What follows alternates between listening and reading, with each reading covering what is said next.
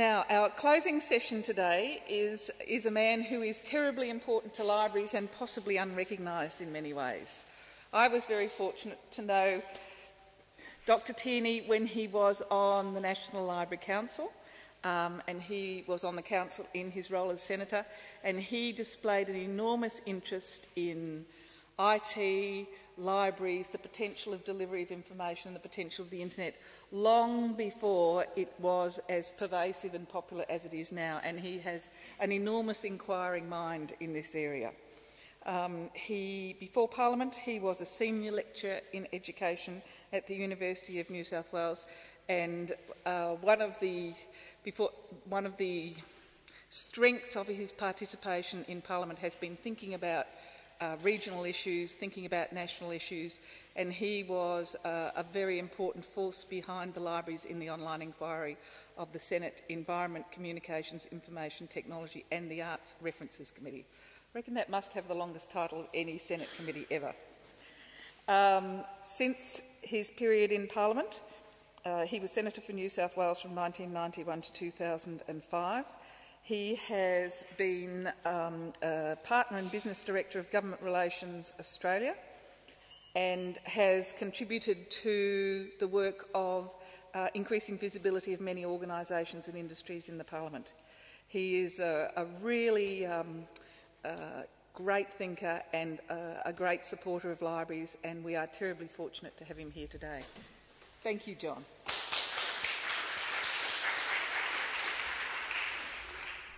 Thank you very much, Roxanne. This is the report that we brought down in the Senate in 2003, Libraries in the Online Environment. And when Roxanne rang me a few months ago and asked me to speak, I'd been away from the Parliament and, of course, issues such as this for about 7 years. So I had to do a little bit of homework on where you're up to at this stage, and it's been delightful today to take part in your sessions, to listen to what you've had to say and what are the current issues. And as someone who's spent the last 7 years as a lobbyist, the thing that I've had most trouble with clients is actually getting their story straight. What do they actually want out of government? And quite often you'll be in the minister's office and the client will be there, the minister will say, well, what do you actually want? And it's very important to have the answer to that question and to have the actual asks that you want from government. But underpinning that, you must have the background information to support what you're about to say. And it's great, particularly the speakers this morning from New South Wales and from Victoria, talking about the way in which they are forensically putting together an information base and getting the information to put the case. And in terms of the narrative, coming up with the key lines that you need to convince government. Like saying, for every dollar you spend on libraries, it'll generate over $3 more, or maybe up to $7, depending on what research you're looking at. So all of that is absolutely vital before you go down there and before you actually put your case. Where a lot of organisations tend not to do very well is in that last step that I mentioned. They might have a great case, they might have a great argument, but how do you actually breach the walls of government? How do you actually see the right... How on earth do you find out who the right people are, for a start? And what is the message that you should deliver to them? And what is a viable message that's likely to be heard? And that is the science and art of government relations, of actually putting that all together and getting your message across. So before I get into different ways of advocacy and where perhaps I think you should go next, given that you've had that report, which was, you had 11 recommendations, you got cross-party support from them all, which is very rare. it's a great base to work off, but now 7 years have gone by, and obviously the whole nature of your enterprise has changed dramatically. So it needs a revisit, and that's one of the things I'll come to a bit later in the strategy. But I want to go back to the start of my involvement in all of this briefly to just give you an idea where I'm coming from. I'd only been in the Senate about a year, and our leader, Robert Hill, who had been on your council of the National Library, came to me and said, I want you to take over my spot on the National Library Council. I said, really? I said, I'd prefer the ANU. He said, what? He said, people kill to be on the Library Council. So I didn't really have any appreciation of that at all. But 13 years later, I left the Council of the National Library when I finished. And I think I even got past Robert in terms of how long I stayed there. And the term did come up every 3 years. And there should have been a ballot. And I would like to really tell you that there was hand-to-hand combat with dozens of other senators trying to wrest this position from me, but that's not what actually happened. They just waved it through. They didn't really see it central to the business of why we were there, and they didn't really see the importance of it, which is sad, which is one of the reasons why I set up that inquiry. But I developed a great love of the National Library, and we had a thing on Thursday evenings before the council called the Committee of the Whole, where we sort of, it was really a general roaming session, shooting the breeze on where everything's going and what are the important issues we really should look into in terms of a national library. And then, of course, over time, I got more and more involved in issues relating to the information age. There was a Deputy Director General at the time by the name of Eric Wainwright who had a huge interest in something that Al Gore had invented in the United States called the Information Superhighway. And so he kept banging on about this. So what I decided to do was to go over to the US and have a look at what Al had invented. That was really the dawn of the digital age, and I had the chance when I was over there to get into some of the major think tanks in Washington and down to the IT research testbed hubs such as the one in the Research Triangle at Raleigh-Durham, and also into the IT and communications company at a very senior level like Hewlett-Packard and some of the Bell communication companies. And I was amazed I could get in at VP level. They seem to think senators are important people over there. But I returned to Australia after that experience, and I made 4 matters of public interest speeches in the Senate on the coming information age. Now, this was 1994.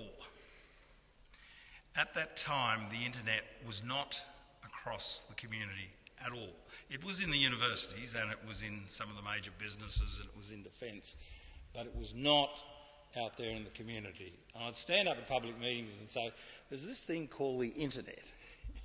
It seems amazing today that you'd be explaining the internet, but that was the case. And look how, that was 17 years ago, and how far it's all evolved in that time. And now, of course, how pervasive it is right across our whole community.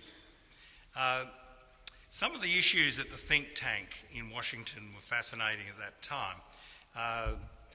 They were talking about and trying to wrestle with policy in relation to the information divide that was coming between rich and poor, between urban and rural communities, between the young and the old. And having studied it so intensely at that time, it's been fascinating over these last 17 years to watch all these issues roll out and governments grapple with them and try to set public policy in a way that will facilitate this developing information age. And I was part of the Howard government, and we really didn't do a great job on this, let me tell you. And there were big gaps in it. in the policy that was developed, and then 1K Rudd came along, his bold IT plan to create NBN policy. And that seemed to capture the public imagination, and I think it was one of the reasons for the change of government. People really saw the importance of proper information infrastructure and what it could do for Australian economy and society and culture. But just as an aside, back in one of those think tanks, what they told me at that time was there's absolutely no way you can develop a business case for establishing fibre to the home. They said it was impossible. So we'll see. We're in the middle of it right now, so let's see how it works out over the next few years. So still we have this communications policy and the way we allocate money to the infrastructure as being one of the great unresolved policy debates of Australia. It started under the Keating government in the early 1990s and still continues today. Both parties have a very different vision of how all that should roll out. But the good news for libraries is that basic infrastructure that you rely on is still at the centre of public policy, and governments are prepared to spend an enormous amount of money to continue rolling it out. And this will greatly affect the width and depth of what is possible with this information technology in the coming years. But governments are often short-sighted in what they do, particularly on the finer points of such policies, and things can often slip through the cracks. Even back when I was on the Council of the National Library, I was going through the financial papers one day and noticed that because of the efficiency dividend, they were going to halve the amount of money spent in that particular year on digitalising the collection. Now, this was something that they should have been doubling, not halving. And because of one government policy, the digitalisation of the collection was actually slowed down. And it's a good case study of how fine-tuned your policy needs be to actually roll out the proper support for the information age. And it was because of these micro-policy gaps that I did set up the terms of reference in 2002 for libraries in the online environment. The inquiry, which reported in 2003, made 11 recommendations, which were unanimously supported by a cross-party committee. And the department, in its response, we got quite a good outcome, really. The department's got to respond in three ways to such inquiries. It says it agrees with the exact recommendation. Second type of response is it agrees in principle, or thirdly, it disagrees. Agreeing in principle means that they like the basic thrust of the recommendation, but the department prefers to achieve the same objectives in a different way. The scorecard of the 11 libraries online environment was 3 were agreed, 5 were agreed in principle, and 3 were not agreed. So only 3 were rejected outright, which is not a bad score.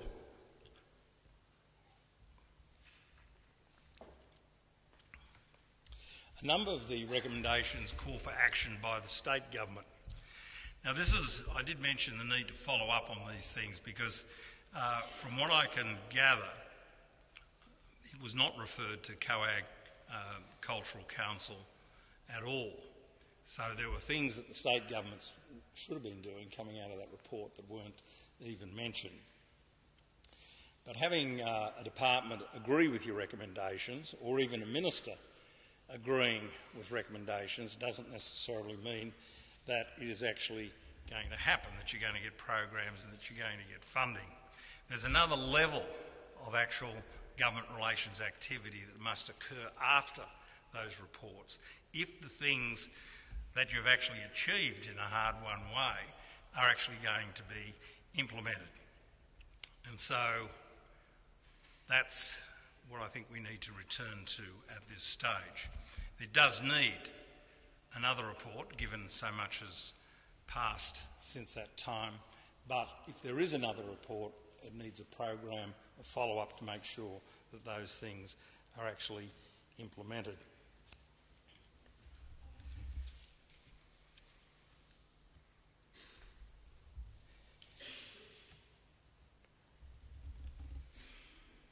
Now, this sort of outcome is quite common because most groups are not experts at government relations and are not familiar with the buttons that they should be pushing with government to achieve policy objectives over time. Over 8 years has now gone by since the conclusion of that report, and it's half the time that the internet's been available in Australia. And during the last 8 years, the online environment has evolved dramatically, and the needs of libraries in the information sector during this time have developed considerably. So how should your sector now try to influence government to appreciate the current needs of libraries and information services and support this with adequate funding? Please keep in mind that your requests for funding have to compete with a wide range of other demands from other groups who are sometimes pressing hot-button political issues. And you're also competing with the priorities of the Minister, of his advisors, and of the departmental officials who often have their own pet projects that they're trying to get funding approval for through Cabinet. Traditionally, interest groups have tried to influence government to provide programs and special funding in a variety of ways. And this includes petitions to Parliament, letters, particularly handwritten ones, letters to the editor, well-placed articles in newspapers and magazines by prominent and respected experts, votograms, email campaigns, voting campaigns, lobbying local MPs, submissions for funding to relevant government authorities, peak bodies making representations to ministers, and coordinated efforts through a peak body to buttonhole MPs in their parliamentary or electoral offices on the one day. And I'll come back to that one in a minute. And of course, if none of this works, you can always march on Parliament House. I've witnessed various interest groups try combinations of these tactics over a number of years, and usually it has limited or no success. By far the most successful of these advocacy tactics, which, when it's been well organised, has been to coordinate through your peak body the buttonholing of as many MPs as possible at the same point in time. Now here you need a large group of experts in the field, which you have. There's a body of librarians and information specialists.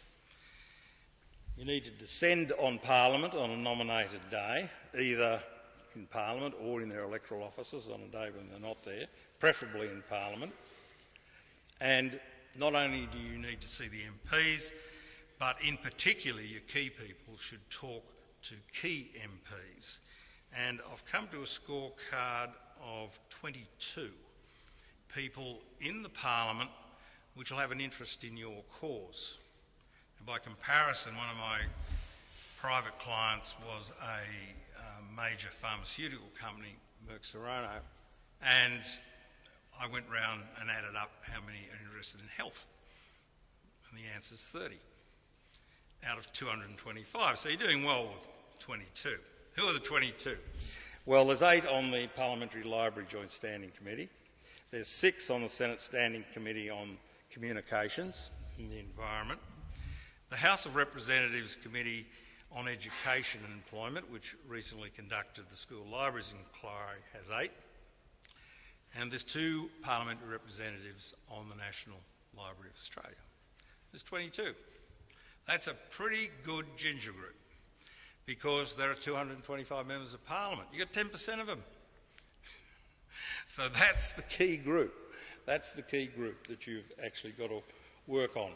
When I first saw this tactic actually used, it was an unusual situation. It was 1992 when we were in the depths of the last recession. Youth unemployment was a huge issue, and a youth unemployment coalition actually got together enough people to descend on Parliament to see everyone. Well, that night, over dinner, and the next day in various committees and in the parliamentary chambers, the effect was quite electric. Everyone was talking about youth unemployment. And it was because this group sort of hit the lot of them at one point in time. You could go down and address the whole lot of them, I suppose, but they're like herding cats. You never actually get them all together. But, you've got to do the hard yards and get into their offices and do it. The other group that does this particularly well in Canberra is the Australian Academy of Sciences.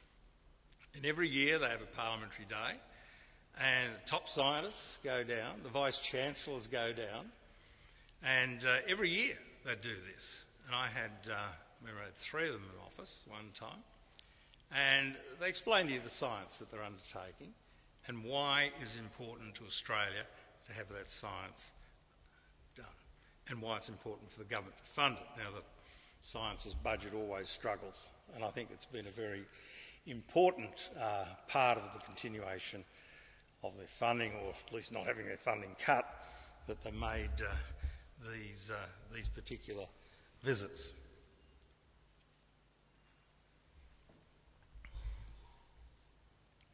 The other advocacy technique that can be quite effective, of course, is the Parliamentary Inquiry.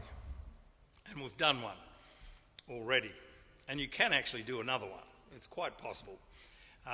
Even on committees I chaired, we revisited issues. We did it in the case of adult and community education. We did a report in 1991 and another one in 1997. And I'm just trying to think of the other one. There is a second one. I'll come to a bit later. But you can go back to issues. And in your case, where your environment has evolved so rapidly over the last 8 or 9 years, it's quite possible. And the Parliament has shown an interest in your issues. They did the school libraries one. Now, that was, of course, narrow in focus in terms of the fact it was about school libraries, and it was the Education Committee that did it.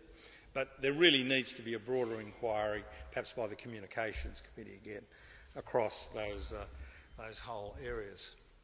It can be highly effective. I was a national patron of Lifeline Australia up to last year and worked hand in glove with the CEO on a pro bono basis on their particular hot button issue, which was suicide prevention. And we did this and sometimes it's not just a hot button issue, it's also a matter of getting timing right, because getting the timing right actually was an accident, because it just so happened that our report came down on this 3 months before the last federal election, and the government was desperately looking around for mental health policy, saw this cross-party support for all these recommendations on the prevention of suicide, and put 90 million into it, straight. And Lifeline got 18 million of that. So, I mean, it was a great outcome from an inquiry we engineered. We were so helpful with the inquiry, we actually designed the terms of reference for the committee and took them to dinner and suggested that perhaps this might be something they should inquire into. And they did it, and the timing was right, and the money was delivered. But the one I want to talk about in a little more detail is one that I did with Polio Australia. I have the late effects of polio, so I've got a particular interest in this organisation being very successful. But it's an organisation of people that have absolutely no resources, and people have no interest in the cause. Now, that is really a tough gig to try and get government resources for. Why aren't they interested? Well, the first time we went to Canberra, they said to us, polio. Didn't we fix that 50 years ago? Well, we did. But there are 500,000 of us that now have the late effects of polio, and we are going to be a huge problem with the government in the next 30 years, because we're just going to consume so many resources in terms of disabilities, a whole range of health issues, hospital stays, a whole lot of preventative things you can do to slow the condition down. Government's just got to spend a bit of money up front. So that's what we're trying to convince them of. Now, how have we done that? In 2009, I convinced 4 of my former parliamentary colleagues from across the political spectrum to become parliamentary patrons of the organisation. So they did that. Now one of them, Catherine King, who was then a backbencher, is now Parliamentary Secretary for Health and Ageing. So we've now got a friend in court. So that really worked out well. Last year we established Parliamentary Friends of Polio Survivors, and we got Bill Shorten to come and launch all of that. In 2011, in Polio Awareness Week, and I notice you've got a Libraries Week where you could do a similar sort of thing, we had our 4 parliamentary patrons distribute kits and orange. They're great in Parliament wearing ribbons. You'll see them wearing all for different sorts of causes, different colours. Ours is orange, so we had as many as possible wearing orange all on the one day, and we encouraged the Friends of Polio Survivors to make speeches in the Parliament about the issue and the lack of government resources for it. Now that was our beginning run last year. This year we're going to go down and do the same thing again, but we are also going to get a whole lot of polio survivors to come along and do that buttonholing around the different offices and talking to MPs, particularly the ones that are in the key committees. The 30 MPs in particular that I said were interested in health issues. But this time when we go down, we're going to be armed with a report, because we convinced the Health and Ageing Committee to set up an inquiry into the needs of polio survivors. That had its hearings in April. We have 50 priceless pages of Hansard evidence now, because we had experts come along and talk to the committee, and MPs were cross-examining it, and all this went for 8 hours. We've got that all on the record, and we can now take that to the Department, we can take it to the Minister, and we can hopefully get some action for the cause. Now, we're not a sexy issue at all. We're really not. Bunch of old fogies that are getting more and more decrepit as the years go on. I mean, people are not going to throw money at us, but I think we're going to make some progress. And by comparison, the ALIA should find it a lot easier than what we've found. The other group that I forgot before was actually gifted education. We did have 2 inquiries. One was in 1989 and one was in 2001. So now the 10th anniversary of your inquiry is coming up, and I think we should have that revisited, and I've even got a suggested title for you for such an inquiry: The Critical Role of Libraries and Information Services in the Online Environment. The critical role, the thing you need to really drive home in the information age, where at a superficial level MPs are going to think, oh, we can just Google it. You've got to drive home that message that libraries and library professionals have got an absolutely critical role in brokering information in the information age. And because they're not thinking much about this issue, you need to drive that home. One of the things I heard today that was incredibly disturbing was that libraries are being shut down in government departments. You're trying to convince the government to give you more resources for right across the community, but their attitude seems to be coming out in the fact that they're actually closing down sections of libraries, and that shows how they're valuing these things. I mean, you've really got a big job to do in terms of getting your message across, that you still have this critical role, and that is going to continue in the future. And if we are to take full advantage of the information age in our society, we really need a situation where the government is funding and helping to enhance these types of resources that this economy has, and the industries that come off the information age. And none of this will reach full bloom unless it's carefully cultivated and advocated by the very people who realise its economic, cultural and social transformative powers, and that's you. Thank you.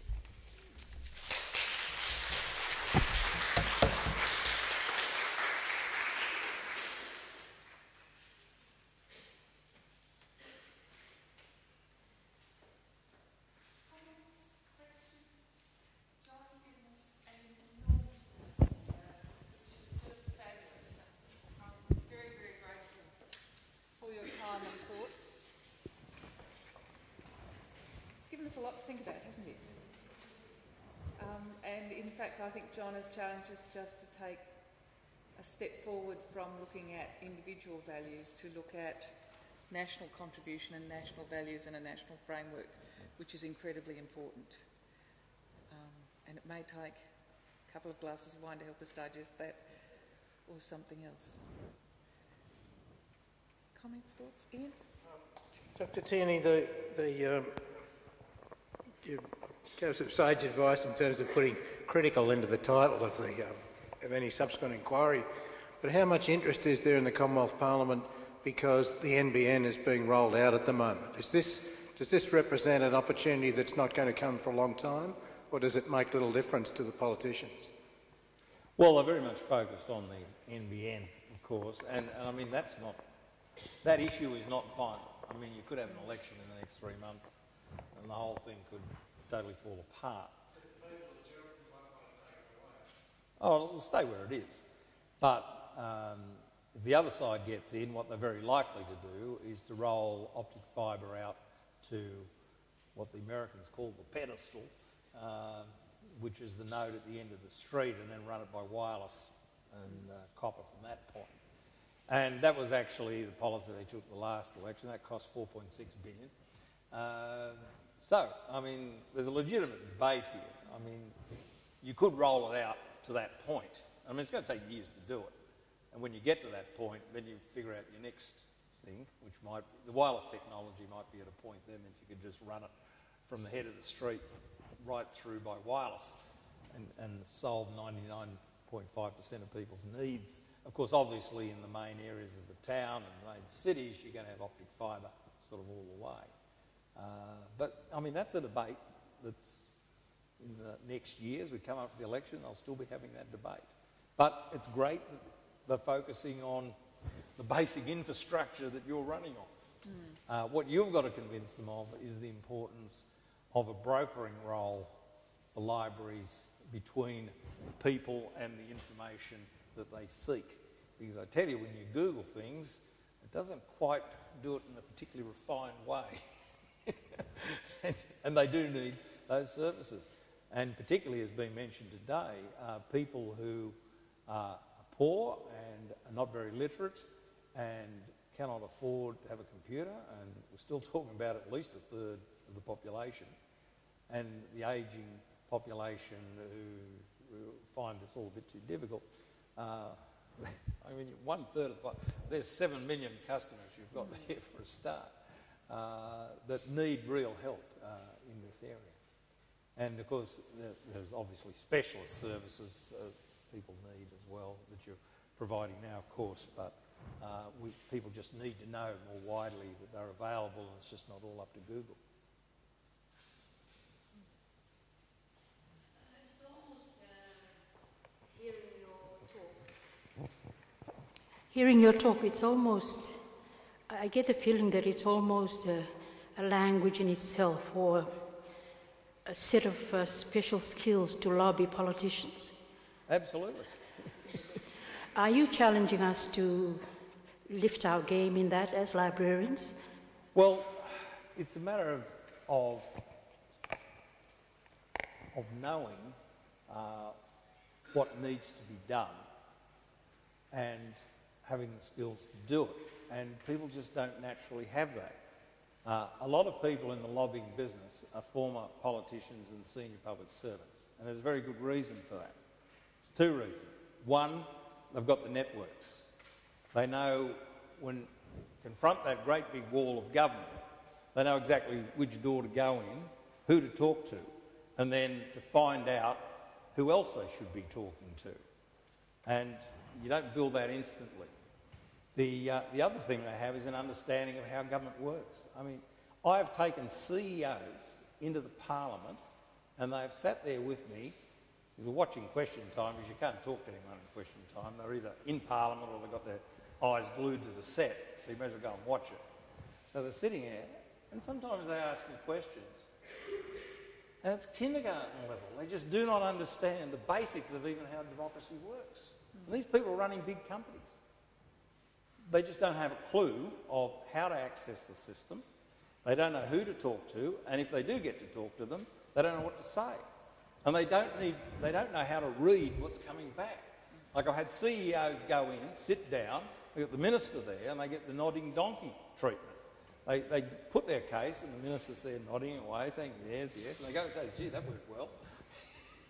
Then they expect it to change. Nothing changes. I had one who sorry to go on about this.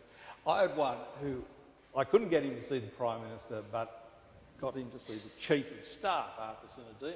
Oh, only the Chief of Staff. I want to see the Prime Minister. This guy walked with God, and that's the level he was at. And of course, Arthur Sinodinos, as Chief of Staff, was actually running the country, and he was a very important person to speak to. And you've got to find that right level, and sometimes in the bureaucracy, you might get in to see the Deputy Secretary, but the person who's really driving this is about 4 levels down, and he's got the project of actually driving this policy or this bit of work.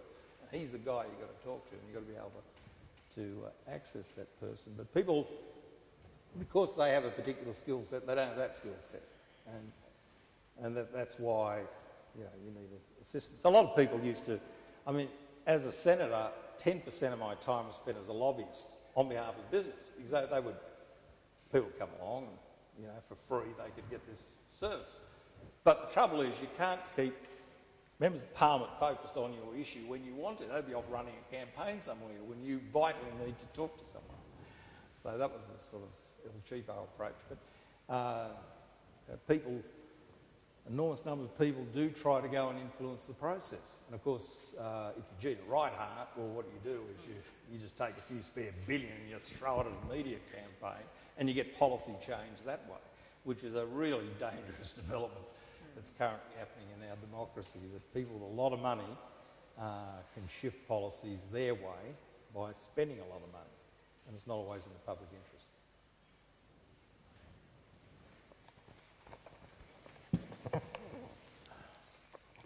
Yeah, another example of what you were speaking about, I think, is the Voices for Justice, where I think Here Australia, Micah Challenge, sort of Christian groups and other groups interested in overseas poverty and foreign aid.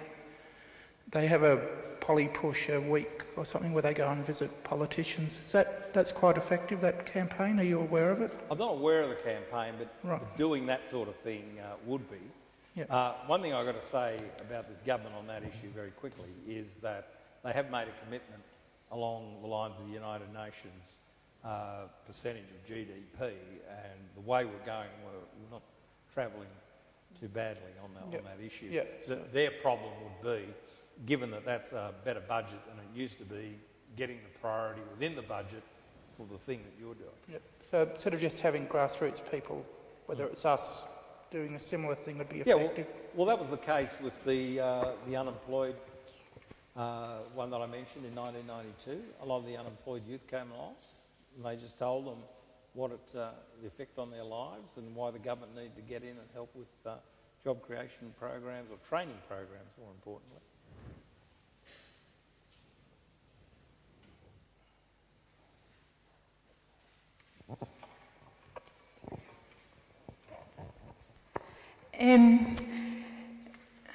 We've heard from various library practitioners today about promoting ourselves on the ground floor to our customers and to the people who pay the bills, and you're suggesting that another strategy on top of that in terms of promoting ourselves to the policy makers and decision makers. How do you weight each of those strategies? I think you've got to do both, and it's a different group of people who do both. I mean, you've got to work obviously on your own level and convince the people who are controlling the budgets in your own areas that, people are shutting down library services. You've got to make sure that doesn't happen. But on another level, you need a better share of the pie nationally. And it's better nationally because, I tell you, tackling things state by state's a nightmare. But if you can get, as in the case of this report, there are 11 recommendations and only 3 were state-based recommendations. The other 8 were about what the federal government should be doing. And as soon as you say, oh, it's a state recommendation, they say, oh, the states will do that. But you still need them to actually work through COAG and ministerial councils to actually put it to the state ministers. But then you'll get 6 state different priorities on whether they'll do it, and you get a very uneven result across the country. Anything you can do that is national and it's one bucket you're after and it distributes across the nation, that's a better way to go. And I guess Aileen's going to ask a question. I guess the other comment I'd make in terms of that is that we had a roundtable on public libraries at the National Library 3 years ago, and Senator Ursula Stevens opened it, and Jan Fullerton finished her welcome by saying the federal government has never put money into public libraries in Australia. It's about time that it did. And it's very interesting because what we've seen since then, one of the big outcomes of that event was the National Year of Reading. We've got over $1 million put in by the Commonwealth Government Department to help the National Year of Reading. So what we're getting is some steps. And I think the perspective that John is bringing us as well is to actually think about the long-term vision and keep working towards that. And just on that state libraries issue, some of the disturbing material in this report relates to what we found when we went round to local government libraries. And the fact, I don't know what they're doing now, but what was happening was the states were slowly withdrawing funding and expecting local councils to fill the void. And of course local councils, they don't have many resources anyway, and they've got huge demands on roads and things, and that makes library budgets at the local level very vulnerable. I don't know if that's still happening, probably. But that's a huge challenge at that level as well. I'd like to say thank you very much for those very practical suggestions about what libraries could do to try and get the ear of government.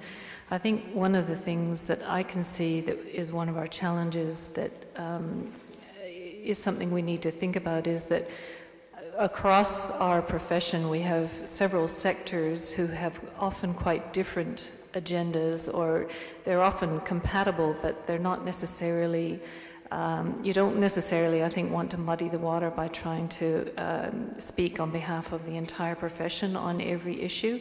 And I was wondering just about the advice you would give about the extent to which you should focus on a single issue at a time, or whether it is better to try and advocate in a more general way for the range of issues that libraries and librarians are facing. With the polio group, one of the things they've often commented on in Canberra is sort of how united they are in terms of what they want and what their message is. And this is what we want. It's only going to cost you $8.9 million over 3 years, and these are the things we want you to do. And we're all agreed. All we've got to do is get them to spend it. That's what we're trying to do there. I think it's a matter of identifying what is common, what people will agree with. I mean, obviously you'll have points of agreement that there should be more resources in libraries, and there'll be a whole range of things that everyone would agree with. And those are the things that you can push for centrally through one group, like your national association. Some things might need a more state-focused or even a local-focused, local library-focused with the relevant authorities. But one of your advantages is you're a very big organisation. You really have a lot of people with a lot of skills, and even at the local level where you're dealing with councils, I mean, you've got to educate the councillors too on the importance. Now, you've got a local government election coming up in September. You're going to have new councillors on. It would be a great time to bring them into the library, explain them exactly what you're doing and why the local government should be giving more resources to you. Those sorts of things at that level are very important as well.